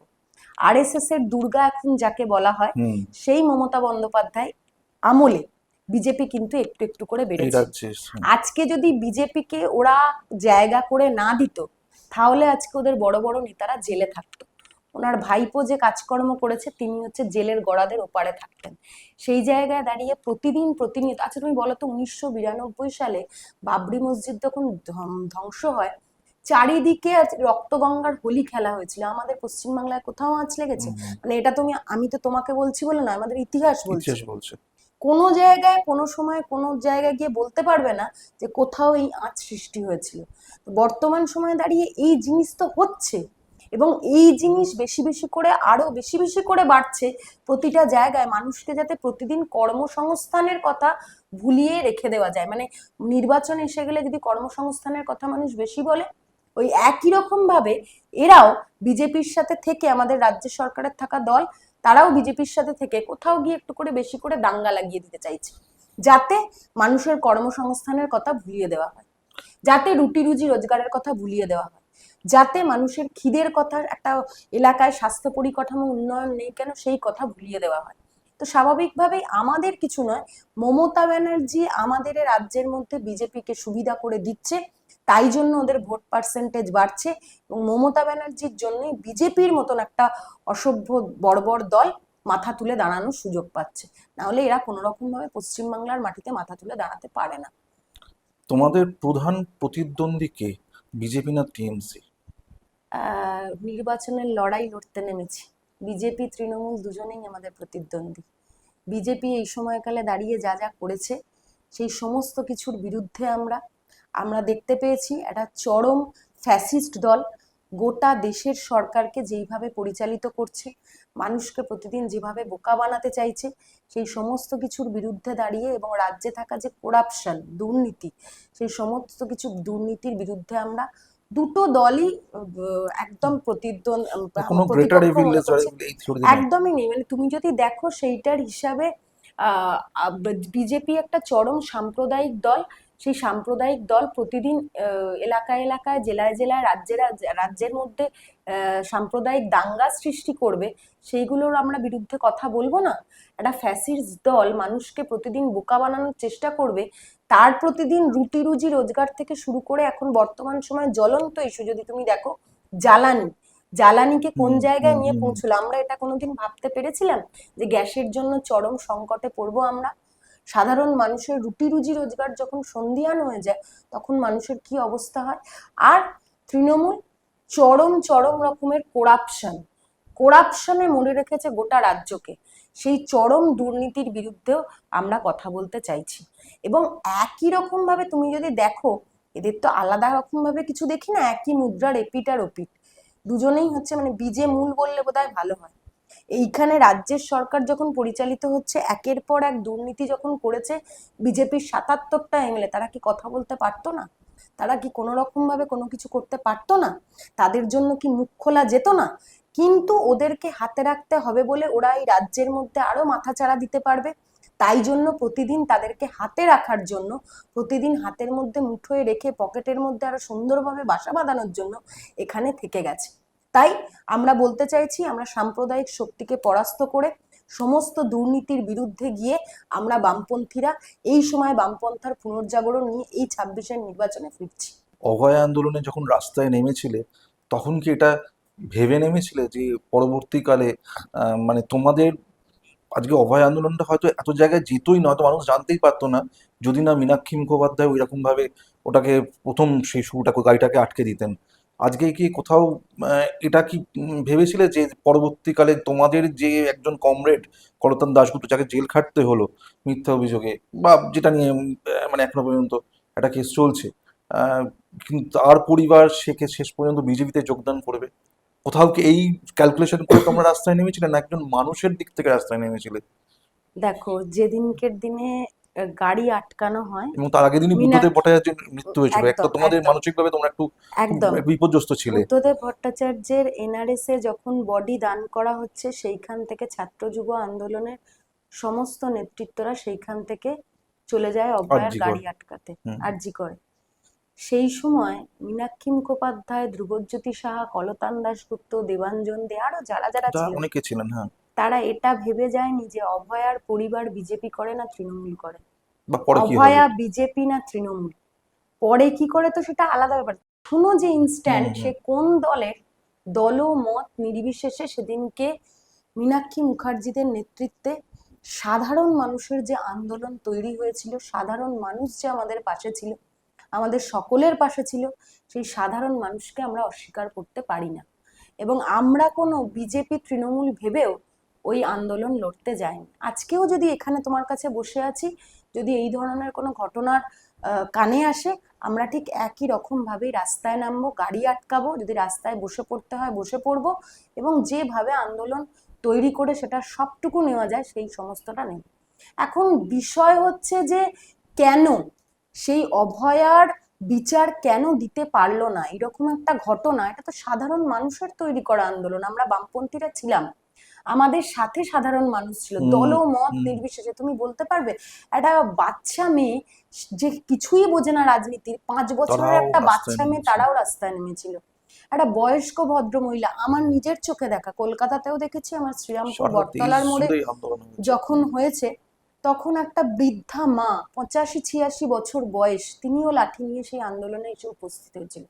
সাধারণ মানুষের তৈরি করা এই আন্দোলন যখন অভয়া বিচার পেল না, সেই বিচার যারা পেতে দিল না, এখন বিচার পেল না বলে তো ছেড়ে দিলে হবে না, বিচার বিচার কারা পেতে দিল না, সেই সময় দাঁড়িয়ে বিচার আমার রাজ্যের সরকার তথ্য প্রমাণ লোপাট করার চেষ্টা করেছে, হুম। ফরেন্সিক রিপোর্ট, সেই রিপোর্টও বাতলে দেওয়ার চেষ্টা করেছে। এবং তুমি যদি দেখো, কেন্দ্রে থাকা যে সরকার, তার যে নেতৃত্ব মোহন ভাগবত, তারাও এসে বলেছে রাজ্যের সরকারের ওপর আস্থা রয়েছে। এবং সেই সময় সিবিআই থেকে শুরু করে, অভয়ার মা তো সেই সময় দিল্লিতেও গিয়েছিলেন, এই ঘটনা তো হুম আমরা সবাই জানি। হুম। সিবিআই থেকে শুরু করে আরো যা যা কিছু হয়েছে, সেই সমস্ত কিছুর মেয়ের মৃত্যুর তথ্য প্রমাণ লোপাট করে দিচ্ছে যারা, তার জন্য সেখানেও পৌঁছে গিয়েছিলেন। সেখানে তো অমিত শাহরা কোনো সময় কথা বলেনি তার বাবা মায়ের সাথে। আমি যদি খুব ভুল না করি, অভয়ের মা বারবার করে প্রধানমন্ত্রী বা স্বরাষ্ট্রমন্ত্রীর অ্যাপয়েন্টমেন্ট চেয়েছিলেন, একদমই তাই, কিন্তু একদমই পাননি। তাই, একদমই সে পাননি। সময় এবং পাননি। সেই এটা থেকে বুঝে নিতে অসুবিধা হয় না যে রাজ্য সরকার প্রতিনিয়ত সেই সময় দাঁড়িয়ে যা করে রয়েছে, তার বাইরে বিজেপি কোনো রকম ভাবে কাজ করতে পারবে না, এবং কেন্দ্রে থাকা সরকার তার কোনো রকম ভাবে বিচার দেয়নি। সাধারণ মানুষের তৈরি করা আন্দোলন, সেই আন্দোলন প্রতিদিন প্রতিনিয়ত করে একটু একটু করে বেড়েছে, এবং সাধারণ মানুষ এখনো চায় অভয়া বলে মেয়েটা সত্যিকারের বিচার পাক। সেই বিচারের দাবিতে আমরা যেমনভাবে রাস্তায় ছিলাম, বর্তমানেও ছিলাম, আগামীতেও থাকবো, আগামীতে হয়তো থাকতে হবে না। বামেদের স্বর যদি বিধানসভায় পৌঁছয়, আমাদের প্রধান কাজ হবে অভয়া মৃত্যুর বিচার ছিনিয়ে আনা। কারণ অভয়া মৃত্যুর বিচার যদি আমরা ছিনিয়ে আনতে না পারি, সেদিনকে অত কালো মাথার ভিড়, অত কালো মাথার ভিড়ের যে আন্দোলন, এই সাধারণ মানুষের আন্দোলন মিথ্যে হয়ে যায়। সেটা তো মিথ্যে হতে দেওয়া যাবে না। সাধারণ মানুষের পাশে থেকেই তো আমরা লড়াই আন্দোলন করতে শিখেছি, এবং সেই বিচার ছিনিয়ে আনতে জেনেছি। তো স্বাভাবিকভাবেই কে কোন দলে গেল, অভয়ার মার এখন কি মনে হয়েছে, সেটা তার ব্যক্তিগত ব্যাপার। কিন্তু তিনি একটা শোকাকাতুরা মা, তার উপর আমার শ্রদ্ধা রয়েছে, আমাদের সকলের শ্রদ্ধা রয়েছে। হুম। কিন্তু তিনি যখন একটা দলীয় পতাকা বহন করে ফেলেন, তখন সেই দলটা যখন সেই মেয়েটার বিচার দেয়নি, অবশ্যই তাদের বিরুদ্ধে তো কথা বলতেই হবে। এবং সেই জায়গায় দাঁড়িয়ে আমাদের নেতৃত্বদের তো অস্বীকার করা যায় না। এই আন্দোলন মানুষকে তৈরি হওয়া আন্দোলন, মানুষকে নিয়ে তৈরি হওয়া আন্দোলন। এই আন্দোলন কোনো রকম ভাবে মিথ্যে হতে দেওয়া যাবে না। আর এই আন্দোলন মিথ্যে হতে দেওয়া যাবে না বলেই অভয়া মৃত্যুর বিচার চাই। We want justice. আমরা জাস্টিসের লক্ষ্যেই লড়বো। একটা কথা তোমায় আমি বলছি, সেটা হচ্ছে শ্রীরামপুর বিধানসভায় আহ, মানে মূলত যে চারটে যে বড় যে দল রয়েছে, মানে টিএমসি, বিজেপি, কংগ্রেস আর লেফট অর হুম। সিপিআইএম, আমি যাই বলি, চারটে দলের মধ্যে তুমি একমাত্র মহিলা প্রার্থী। আজকে রাজ্যে শেষ 15 বছরে, হ্যাঁ, কোনো সরকার আসলে আমাদের যা সামাজিক অবক্ষয় সেখানে ধর্ষণ একদম নির্মূল হয়ে যাবে এটা কেউ বলছে না, কিন্তু সরকারকে অনেক শক্ত হতে হয়। সেখানে কামদুনি, আরজি কর, পার্ক স্ট্রিট থেকে শুরু করে হাঁসখালি একাধিক ঘটনা যখন ঘটছে, তখন কি মনে হয় না যে আমাদের রাজ্যের মহিলারা সত্যি সেই সুরক্ষা কি আদৌ পাচ্ছে? বা যখন রাজ্যের সর্বোচ্চ পর্যায় থেকে বলা হচ্ছে যে 8টার রাত, মেয়েরা রাত্রে কেন কাজে যাবে, কেন কারোর প্রয়োজন থাকলে তাকে তো যেতেই হবে, এটা কি বামেরা আসলে এটার অবস্থার কি পরিবর্তন হওয়া উচিত নয়? অবশ্যই হবে। দেখো, ধর্ষণ এমন একটা ঘটনা, আমি বলতে পারবো না যে পুরোপুরি হুম। গিয়ে এটা বন্ধ হয়ে যাবে বা এটা সেই এই সরকার, হ্যাঁ, সংস্কৃতি নয়, কেউ কেউ বলতে পারে কিন্তু না। যে সংস্কৃতি বর্তমান সময়কালে দাঁড়িয়ে তৈরি হয়েছে সেই সংস্কৃতিটার বিরুদ্ধে আমরা। সন্দেশখালি আমরা দেখেছি, হুম। শেখ শাহজাহানদের দৌরাত্ম্য, এই ওরে বাপরে! সংস্কৃতি তৈরি ছিল না পশ্চিমবাংলায়। এই সংস্কৃতি পার্টি পশ্চিমবাংলায় কর্মীরাই ছাড় পাচ্ছে না। একদম, পশ্চিমবাংলায় এই সংস্কৃতিকে যারা তৈরি করেছে এতদিন ধরে, সেই সমস্ত কিছুর বিরুদ্ধে আমরা। কামদুনি, পার্ক স্ট্রিট, কোচবিহার, একের পর এক ঘটনা আমাদের প্রতিদিন রাতের ঘুম কেড়ে নিয়েছে এবং বাবা মায়েরা অতিষ্ঠ হয়ে উঠেছে। এবং বর্তমানে রাজ্যের সরকার যখন বেঁধে দেয় যে একটা মেয়ে রাত্রিবেলা 10টায় ফিরবে না রাত 11টায় ফিরবে, সেই সরকারকে আর কিছু বলার জায়গা থাকে না। সাধারণ মানুষও এটা বলছে, মানে আমরা মেয়েরা মাথা তুলে বাঁচার অধিকার ফিরে পেয়েছি। এবং এই দশকে দাঁড়িয়ে যখন হুম। মেয়েরা বিভিন্ন জায়গায় বিভিন্ন রকম ভাবে, তুমি যদি দেখো সমস্ত জায়গায়, ইউপিএসসি থেকে শুরু করে চাকরির বিভিন্ন ক্ষেত্র, নানান জায়গায় এরকমও আছে যে রেল চালক, বিমান হুম। চালক, সেখানেও হুম। মেয়েরা। সেই জায়গায় দাঁড়িয়ে মেয়েদের যে পথ প্রশস্ত করছে এবং মেয়েরা যে মাথা তুলে বাঁচার অধিকার ফিরে পাচ্ছে, সেটা তো একটা জায়গায় গিয়ে বেঁধে রেখে এবং তাদের রাত্রিবেলা সেই কর্মসংস্থানে তাদেরকে রাখা যাবে না, থাকতে দেবে না, এটা কোনো সরকার ঘোষণা করে দিতে পারে না। হুম। আমার রাজ্যের মহিলা মুখ্যমন্ত্রী হওয়া সত্ত্বেও মেয়েদের সুরক্ষা থাকবে না কেন? মহিলা মুখ্যমন্ত্রী, আমরা যে রাজ্যে বাস করি সে রাজ্যে একজন মহিলা মুখ্যমন্ত্রী সত্যি আমাদের কাছে এটা গর্বের। কিন্তু সেই গর্বের জায়গাটা যখন একদম পুরোপুরিভাবে সুরক্ষা থাকে না, তখন আর সেটা না গর্বের থাকে না। প্রতিদিন নারী সুরক্ষা, নারী নিরাপত্তা সুনিশ্চিত করার জন্য আমাদের রাস্তায় নামতে হবে।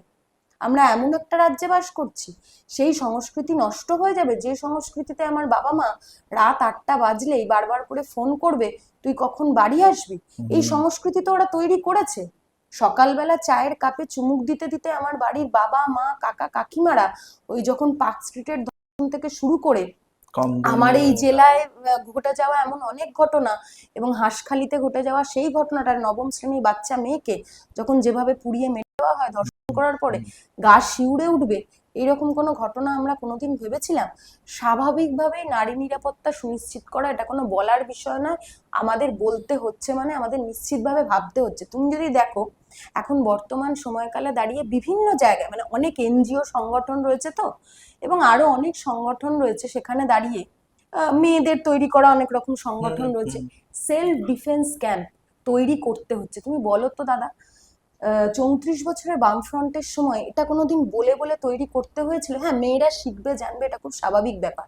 মেয়েদের কোনোদিন ব্যাগের মধ্যে আমি লঙ্কার গুঁড়োর প্যাকেট নিয়ে বেরোবো স্প্রে নিয়ে, না হ্যাঁ। স্প্রে নিয়ে বেরোবো, সেটা কোনোদিন ভাবতে হয়েছে? এই পশ্চিমবাংলা তো এই ইতিহাস তৈরি করেছে। তো খুব স্বাভাবিকভাবেই নারী সুরক্ষার ওপর জোর দিতে হবে। দিতে হবে কেন? এই সংস্কৃতিকে তারা পাল্টে দিয়েছে। এই সংস্কৃতিকে ধর্ষকদের রাজ বানিয়েছে এই পশ্চিমবাংলার সরকার বর্তমান সময়।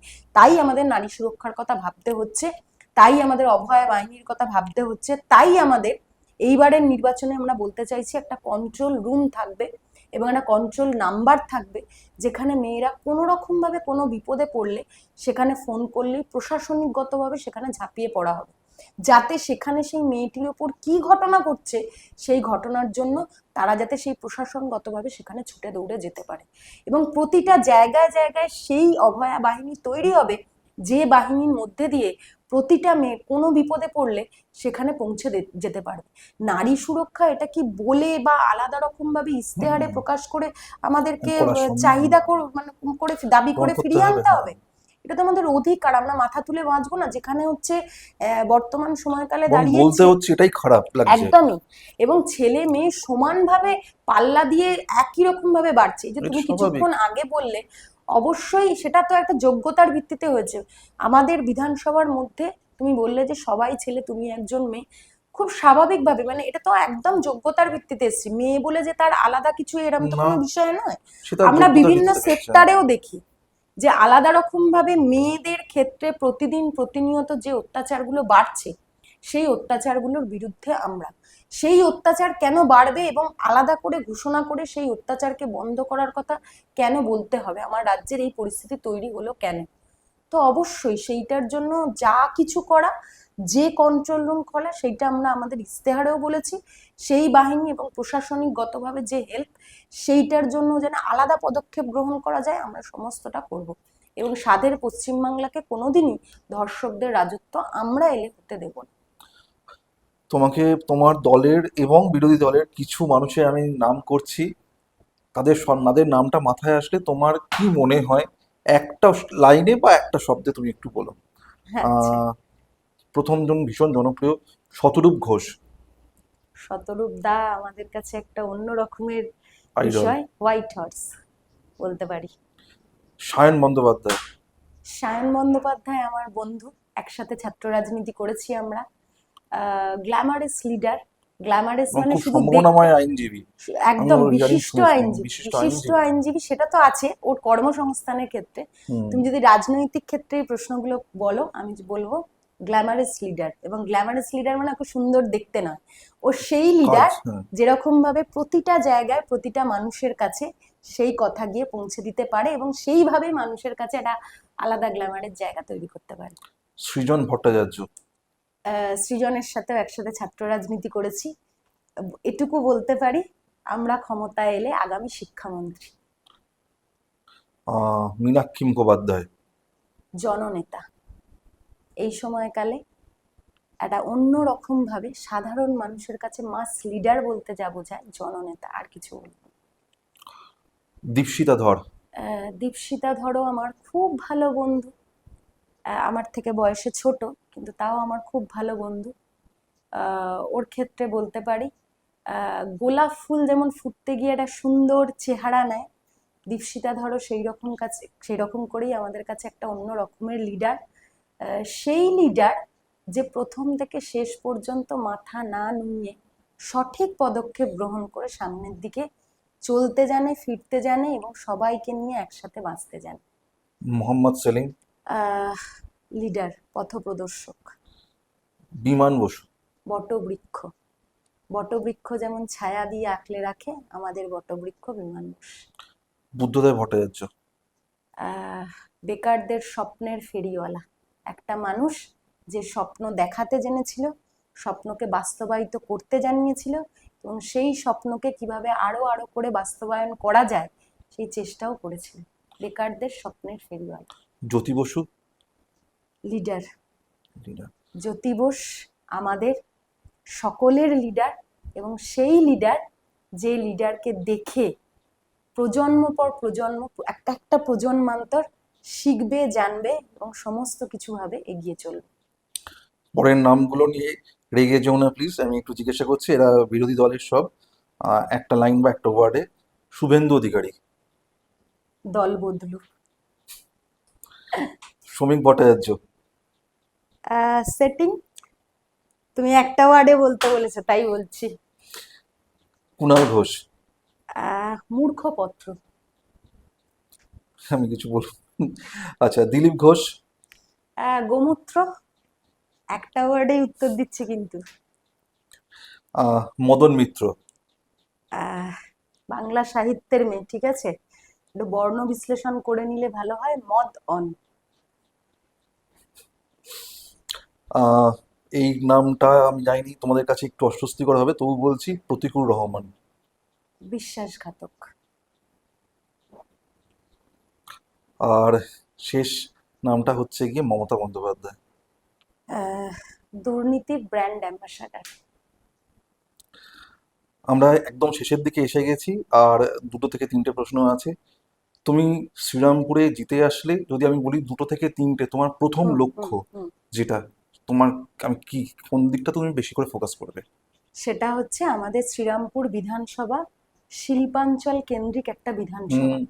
শিল্পগুলো যখন বন্ধ হয়ে গেছে, চটকলগুলো যখন বন্ধ হয়ে গেছে, চটকলগুলোকে খোলা গত 7ই ফেব্রুয়ারি 17ই ফেব্রুয়ারি থেকে চটকলগুলো বন্ধ।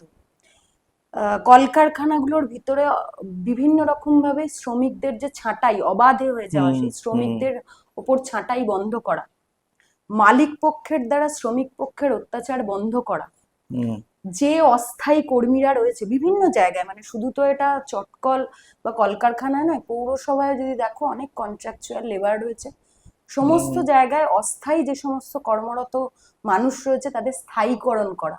হুম শ্রীরামপুর বিধানসভার অভ্যন্তরে নিকাশি নালার সমস্যা, পানীয় জলের সমস্যা একটা বৃহৎ সমস্যা। বিরাট সমস্যা। সেই সমস্যার আগে সমাধান সমাধান করা, একদম প্রথমে গিয়ে আমাদের বিধানসভায় গিয়ে এটাও কাজ হবে। আমাদের শ্রীরামপুর বিধানসভার অভ্যন্তরে অনেক এলাকা রয়েছে, এতদিন ধরে ঘুরছি তো, খেলার মাঠ, সেই মাঠকে সংস্করণ না করে মাঠের মধ্যে জল জমে গেছে, আবাসন তৈরি করার একটা চেষ্টা, সেইটাকে পুরোপুরিভাবে বন্ধ করে সেই মাঠগুলোকে খেলার যোগ্য করে ফিরিয়ে দেওয়া।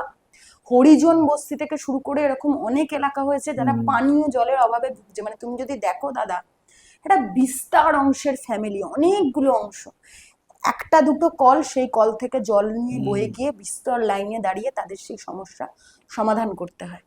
তাদের প্রতিটা ঘরে ঘরে, মানে আমি একটা শিল্প তৈরি করব, স্কুল কলেজ তৈরি করবো, এটা তো পরের কথা, অবশ্যই তৈরি হবে সাধারণ মানুষের স্বার্থে। হুম। সাধারণ মানুষের যে আশু দাবি, তাদের কোথাও একটা নিত্যদিনের যে সমস্যা এটা, হ্যাঁ, পাবলিক টয়লেট, অতগুলো পরিবার একসাথে বাস করে, সেই পাবলিক টয়লেট, অস্বাস্থ্যকর।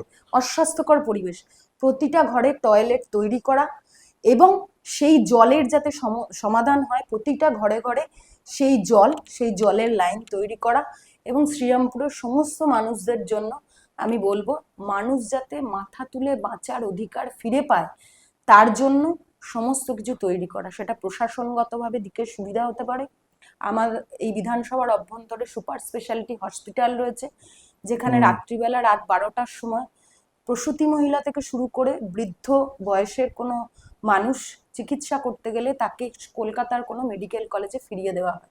সেই স্বাস্থ্য ব্যবস্থার অবিলম্বে পরিকাঠামোগত উন্নয়ন, যাতে মানুষ সমস্ত দিক থেকে সেই সুবিধা পায়, এবং এলাকায় এলাকায় হচ্ছে স্বাস্থ্য সেন্টার। অনেক মানুষ আছে দাদা, তুমি দেখবে গরিব অংশের মানুষের কথা তো আমরা বেশি ভাবতে হবে, হুম বেশিরভাগ মানুষ হয়তো টাকা দিয়ে চিকিৎসা করাতে পারে না। স্বাভাবিক, আমাদের দেশের একদম আর্থসামাজিক একদম, অবস্থা, হ্যাঁ। সেখানে দাঁড়িয়ে হচ্ছে যে স্বাস্থ্য পরিষেবা, সেই স্বাস্থ্য সেন্টারগুলোর উন্নতি করা, ওপিডি বিভাগ চালু করা, সেই ওপিডিতে সেই যাতে দরিদ্র অংশের মানুষেরা প্রতি সপ্তাহে বিনা পয়সায় এসে চিকিৎসা করাতে পারে, এবং প্রতিটা মানুষ যাতে মাথা তুলে তাদের বাঁচার অধিকার ফিরে পায়। সমস্ত রকমের টেস্ট, সেই টেস্টও যেন তারা সেখানে করাতে পারে।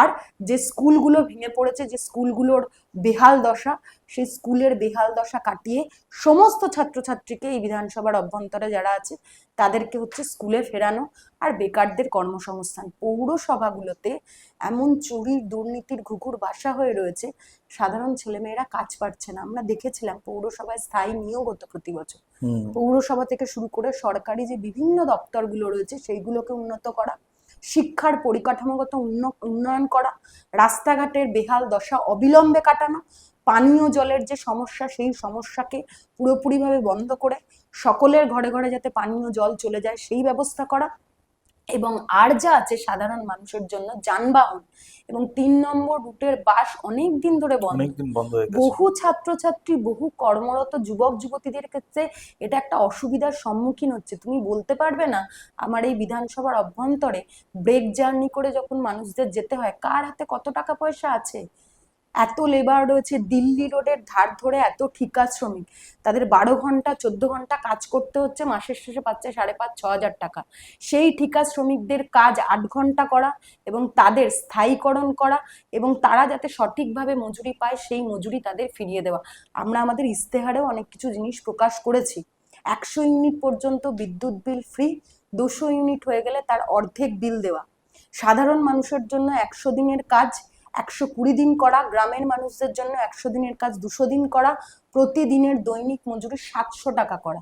এবং এটা আমাদের যেটা ইস্তেহারে প্রকাশ হয়েছে, হুম সেটা খুব স্বাভাবিকভাবে সেই সমস্ত কাজ হবে। এবং শ্রীরামপুর বিধানসভাকে, আমি শ্রীরামপুরের মেয়ে হয়ে শ্রীরামপুর বিধানসভাকে বাঁচাতে চাই। গোটা বাংলা বাঁচাও যাত্রার মধ্যে দিয়ে আমরা বাংলাকেও বাঁচাতে চাই, সেই সংস্কৃতি ফিরিয়ে আনতে চাই।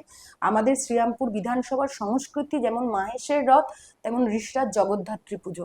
সেই জায়গায় দাঁড়িয়ে সেই সমস্ত সংস্কৃতিকে, সমস্ত ধর্মের মানুষকে একসাথে রেখে এই ধর্ম নিরপেক্ষ ভারতবর্ষের মধ্যে এই শ্রীরামপুর বিধানসভা একটা অন্যরকম মডেল হিসাবে তৈরি করতে চাই। ব্যাস এটুকুই বলা। তুমি সাহিত্যের ছাত্রী, প্রিয় লেখক কে?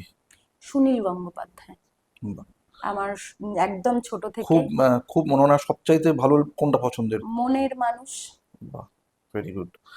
আর একটা সেটা হচ্ছে যে, যদি ভাবে বড়টা উচিত নয় তবু জিজ্ঞাসা করছি, যদি তোমার আপত্তি না থাকে, সেটা হচ্ছে যে তোমার প্রিয় নেতা কে? আমি যদি রাজ্য স্তরেও যদি বলি, কে প্রিয় নেতা কে? প্রিয় নেতা যদি বলো, আমার একটাই নাম আসে, কমরেড জ্যোতি বসু। সেই জ্যোতি বসুর শিক্ষা, সেই জ্যোতি বসুর আদর্শ, সমস্ত কিছু আমাদের মানে আমাদের জেনারেশন, আমাদের প্রজন্ম থেকে শুরু, এটা শুধু আমাদের প্রজন্মের ব্যাপার নয়, সবাইকে অনুপ্রাণিত করে এবং সেই জায়গাতেই নিয়ে যায়। এবং নেতা বললে, লিডার বললেই চোখ বন্ধ করে যে নামটার ভরসা করা যায়, কমরেড জ্যোতি বসু। তোমাদের এই গরমকালে, এই এপ্রিল মে মাসে, এই যখন এই যে ভোটটা হয়, একটা খুব কমন প্রশ্ন তোমাদের প্রত্যেকের কাছে আসে, সেটা হচ্ছে যে তোমাদের খাওয়া দাওয়ার ক্ষেত্রে তো একটা সারাদিন এই গরমের মধ্যে একটা এদিক ওদিক যেতে হচ্ছে, কোনো কি স্পেশাল কোনো কিছু কি চেঞ্জ আসে? একদমই চেঞ্জের কোনো বিষয় নয়। আমরা প্রচারের অংশ হুম। হিসাবে রাস্তায় থেকে মানে সারাটা দিনই, সারা বছরই সারাদিন। রাস্তায় নেমেই সাধারণ মানুষের পাশে থাকি। এটাও ব্যতিক্রম হিসেবে কিছু নয়, নির্বাচন তার একটা পার্ট। সাধারণ মানুষের কাছে থেকে প্রচার করতে করতে, যে কোনো কমরেড হতে পারে, সাধারণ মানুষ হতে পারে, তাদের বাড়িতে থেকে তারা যে ভাত ডাল খেয়ে অভ্যস্ত, সেই ভাত ডালই খাচ্ছে। সেই ভাত ডাল পোস্ত তারা যেভাবে খাবার খায়, আর কোনো পাশে সময় সাধারণ হয়তো দিনও যেরম ভাবে হয় আর কি। একদম সাধারণ মানুষ যে খাবার দিচ্ছে প্রতিদিন খেতে, সেই খাবারই খাচ্ছে। আলাদা রকম ভাবে কোনো কিছুর বিষয় নেই। আমি লাস্ট প্রশ্ন, আমি জানি তুমি এক্ষুনি এটা দিয়ে শুরু করবে, আমি তো জ্যোতিষী নই, তবু আমি বলছি, শেষ একটা প্রশ্ন। আমি জানি এটা খুব শক্ত কাজ, বামেদের আসন সংখ্যা লাস্ট বিধানসভায় নেই, সেখান থেকে সরকারে আসা, কিন্তু ভারতবর্ষের ইতিহাসে এর কি বলবো, এর আছে উদাহরণ আছে, একদম নেই তা নয়, কেজরিওয়ালের ক্ষেত্রে উদাহরণ আছে, এরকম বেশ কয়েকটা উদাহরণ আছে। তোমাদের কতটা মনে হয় যে আমাদের এতটা পর্যন্ত আমরা সাফল্য পেতে পারি? দেখো, আসন সংখ্যা একদম নির্দিষ্ট করে বা কোনো দলের সাথে কোনো কিছু বোঝাপড়া করে তো আমরা রাজনৈতিক হুম, লড়াইয়ে হুম, নামি না। সেখানে দাঁড়িয়ে আমরা মনে করি, বিধানসভায় যদি আমাদের কিছু সরও যায়, তুমি ধরে নাও একটা সরও যদি পৌঁছয়, 294টা আসনের জন্য কথা বলবো, 294টা বিধানসভার জন্য স্বর জোরালো হবে। ওইরকম করে সংখ্যার নিরিখে বামপন্থী রাজনীতি আমরা করতে নামিও নি। এবং 2011 সালের পর থেকে, শূন্য হয়ে যাওয়ার পর থেকেও যেভাবে লড়াই আন্দোলন করে মানুষের পাশে থেকেছি, সেইভাবেই মানুষকে নিয়ে তৈরি করা যে আন্দোলন, সাধারণ মানুষ আমাদের পাশে এইবারের নির্বাচনে ব্যাপকভাবে অংশ নিচ্ছে, ব্যাপকভাবে হুম। থাকছে। এবং সেটাই বলে দিচ্ছে আগামী দিনে সাধারণ মানুষকে নিয়ে আমরা এই লড়াইটা এবং বিধানসভা নির্বাচনটা জিতেই ছাড়বো। সংখ্যার নিরিখে যদি বলো, ওই সংখ্যার কথা আমরা নির্দিষ্টভাবেই মনে করি না। কোনো সংখ্যা নিয়ে আমাদেরকে পৌঁছতে হবে আমরা সেটাও মনে করি না, কিন্তু নির্দিষ্টভাবে বামপন্থার পুনর্জাগরণ এই সময় যখন সম্ভব। হুম, 77 এসেছিল, তোমরা জানো, আমরাও ইতিহাসে পড়েছি। হুম, হুম, আমরা তো সেই সময় বাবার মুখেও শুনেছি, হুম, হুম। আমাদের অনেক নেতার সেই মুখে সময় শুনেছি। জন্মায়নি, হ্যাঁ। একদম, সেই 77 কিন্তু হঠাৎ করেই এসেছিল। তো সেই বাংলার বুকে সেই 77 তৈরি হওয়ার যে নজিরবিহীন ঘটনা, আমার মনে হয় সেই ঘটনা ঘটতে চলেছে। মানুষ তো সেই দিকেই হাঁটছে, মানুষ সেই কথা বলছে, সেইভাবেই নজিরবিহীন ইতিহাস তৈরি হবে। তবে আমি তোমায় বলতে পারি, কিছু স্বর যদি বিধানসভায় যায়, সেই স্বর 294টা আসনের হয়েই কথা বলবে, অভয়া মৃত্যুর বিচার চাওয়ার জন্যই যাবে, প্রত্যেকটা মানুষের রুটি রুজি রোজগারের লড়াই আন্দোলনের জন্যই কথা বলতে যাবে। এবং কিছু স্বর যদি সেখানে পৌঁছয়, তাহলেই কিন্তু খুব স্বাভাবিকভাবে এই দুর্নীতি, প্রতিদিনের যে মানুষের মধ্যে একটা বিভাজনের রাজনীতি, এই সমস্ত কিছু বন্ধ হয়ে যাবে। আমি তোমাকে বলতে পারি, বিধানসভায় যাওয়া মানে, সেই স্বর পৌঁছানো মানে, প্রতিদিনের যারা সেই টাকা নিয়ে কারচুপি করে নিজেদের করে খাওয়া রাজনীতির পথ প্রশস্ত করছিল, সেই সমস্ত কিছু বন্ধ হয়ে যাবে। আমরা সেই জায়গায় পৌঁছচ্ছি, 77কে ফিরিয়ে আনার নতুন চ্যালেঞ্জ নিয়ে লড়াইতে নেমেছি। এই লড়াই আমরা সাধারণ মানুষকে নিয়ে এবারে জিতে ছাড়বো। অসংখ্য ধন্যবাদ নবনীতা, তোমাকে অনেক শুভেচ্ছা। আমার যেটা সবচাইতে ভালো লাগলো যে তুমি আমাদেরকে এতটা সময় দিলে, আমাদের নতুন চ্যানেল কিন্তু তুমি আমাদেরকে এতটা সময় দিলে, এবং তার থেকেও বেশি যেটা ভালো লাগলো সেটা হচ্ছে তুমি একটা বারের জন্য আমাদের কাছে এটা বলনি যে আমাকে এই প্রশ্নটা আবার তুমি করো না, এটা আমার পক্ষে অস্বস্তিকর, একটা বারের জন্য তুমি আমাকে সেটা বলনি। সেটা আমাদের সবচাইতে ভালো লাগলো, এবং প্রত্যেকটা বল তুমি ফ্রন্ট ফুটে খেললে, অত্যন্ত স্পষ্টভাবে উত্তর দিলে। অনেক শুভেচ্ছা, অনেক থ্যাংক ইউ, থ্যাংক ইউ। তোমরাও খুব ভালো থেকো। পডকাস্ট চ্যানেল মানুষের কাছে একটা অন্য বার্তা নিয়ে যাক। ধন্যবাদ। ধন্যবাদ।